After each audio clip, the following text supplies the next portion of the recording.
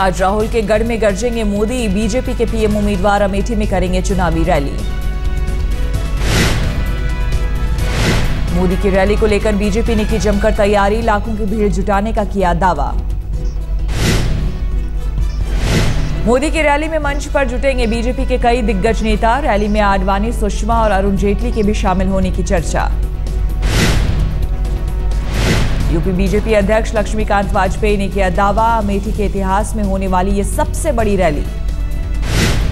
हमने बूथ के कार्यकर्ताओं को उनके हिसाब से आवश्यक संसाधन दिए हैं। स्वयं लोग अपने अपने संसाधन से अपनी प्रेरणा से आ रहे हैं और मैं ये कह रहा हूं कि अमेठी के इतिहास की सबसे बड़ी रैली कल होने जा रही है।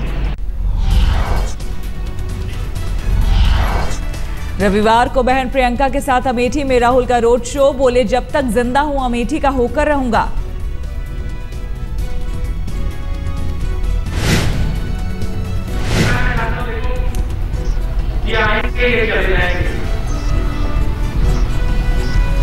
मैं यहाँ जब तक जिंदा हूं तब तक मुझे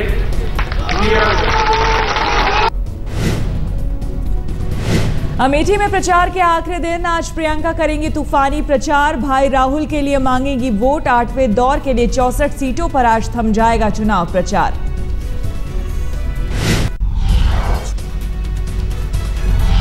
यूपी बीजेपी के प्रभारी अमित शाह का आजमगढ़ में मुलायम पर हमला। एसपी मुखिया को आतंकवादियों का पैरोकार बताया। जारी किया था, मालूम है ना आपको? मालूम है कि जितने भी लोग आतंकवाद के केस में पकड़े गए हैं, इन लोगों का पुनर्विचार हो और उनको छोड़ा जाए। अमित शाह ने मुलायम पर साधा जमकर निशाना। कहा, उनका समाजवाद पूरी तरह परिवारवाद में बदल गया।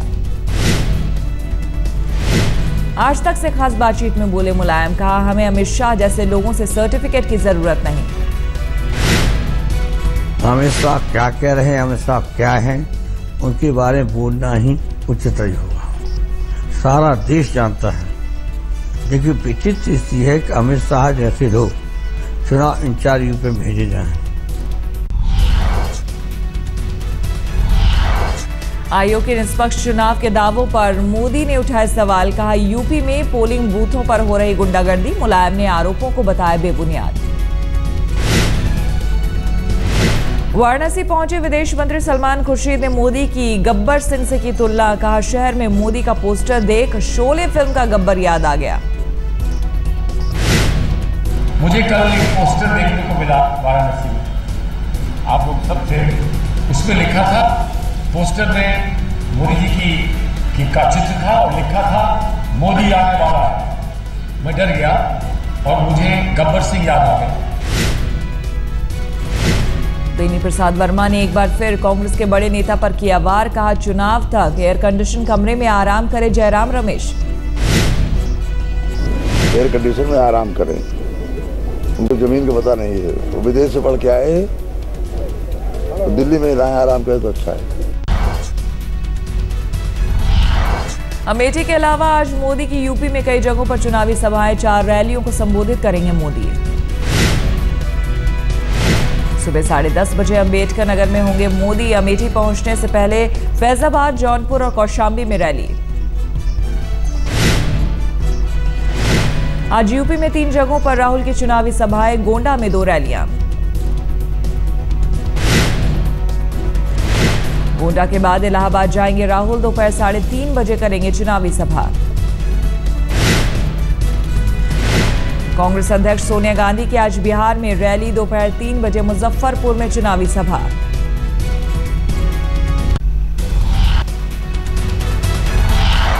गुजरात जासूसी कांड की जांच पर यूपीए में सामने आया मतभेद। एनसीपी और नेशनल कॉन्फ्रेंस ने उठाए सवाल। एनसीपी नेता प्रफुल्ल पटेल ने कहा, ये कोई उचित कदम नहीं। बोले, शरद पवार ने फोन पर पीएम के सामने रखी अपनी राय। ये कोई उचित कदम नहीं होगा, ऐसा एनसीपी का मानना है। और इसके बारे में जो भी हमारे पार्टी की जो हमारी विचार है, हमारी राय है, हमारे पार्टी के अध्यक्ष शरद पवार जी ने फ़ोन द्वारा हमारे देश के प्रधानमंत्री जी को हमारी राय बताई। जम्मू कश्मीर के सीएम उमर अब्दुल्ला ने पूछा, कार्यकाल के आखिरी दिनों में जज की नियुक्ति का फैसला क्यों? 2G घोटाले में आज से सीबीआई कोर्ट में आरोपियों का दर्ज होगा बयान। पूर्व संचार मंत्री ए राजा, कनिमोड़ी समेत 17 आरोपियों के दर्ज होंगे बयान। असम में सुधर रहे हैं हालात। 2 दिन से नस्लीय हिंसा की नहीं हुई कोई वारदात। प्रशासन ने चिरांग जिले में कर्फ्यू में 7 घंटे की छूट दी। 10 बजे से 5 बजे तक चिरांग में कर्फ्यू में थी।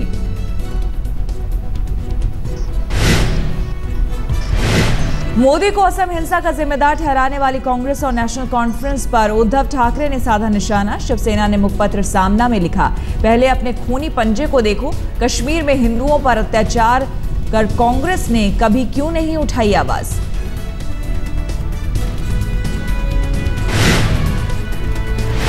दिल्ली में नर्सरी दाखिले पर आज खत्म हो सकता है सस्पेंस। सुप्रीम कोर्ट आज सुना सकता है फैसला। याचिका दाखिल करने वाले अभिभावकों को मिल सकता है ट्रांसफर कोटे का लाभ।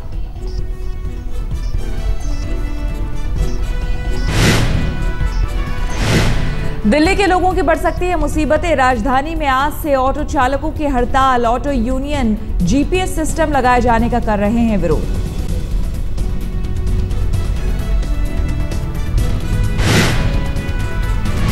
श्रद्धालुओं के लिए खुल गया बद्रीनाथ मंदिर का कपाट। सुबह 4 बजे दर्शन करने पहुंचे भक्त। रविवार को केदारनाथ के खोले गए थे कपाट।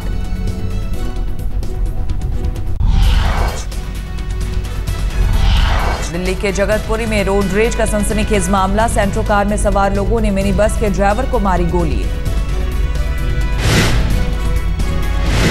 साइड नहीं दिए जाने पर कार में सवार लोगों ने बस चालक को मारी गोली। अस्पताल में भर्ती बस ड्राइवर की हालत नाजुक।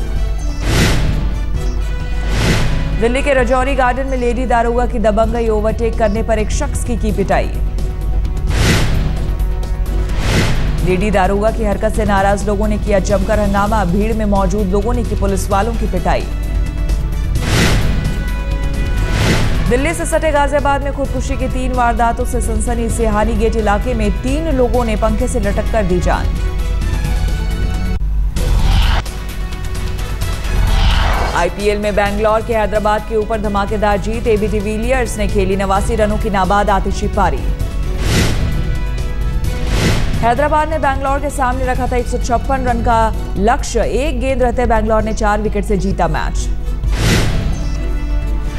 हैदराबाद की ओर से डेविड वार्नर ने बनाए सबसे ज्यादा 61 रन। कप्तान शिखर धवन ने खेली 37 रनों की पारी।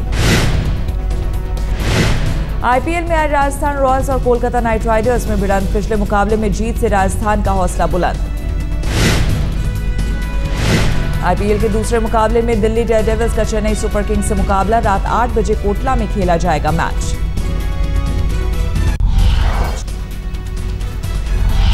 यूक्रेन के ओडेसा में सरकारी समर्थकों और विरोधियों के बीच हिंसक झड़प में 42 लोगों की मौत। फौज ने पूरे शहर की घेराबंदी की। अफगानिस्तान में भूस्खलन से भारी तबाही। करीब 2700 लोगों के मारे जाने की खबर। राहत और बचाव कार्य अब भी जारी। बदख्शा प्रांत में हुए भूस्खलन में हजारों लोगों के लापता होने की भी खबर। मलबे में अब भी लोगों के दबे होने की आशंका। अमेरिका के रोड आइलैंड में एक सर्कस में हादसा। हवा में करतब दिखाने के दौरान 20 घायल, 9 की हालत गंभीर। ब्राजील के साओ पाउलो में गे परेड का आयोजन। परेड में सैकड़ों लोगों ने लिया हिस्सा।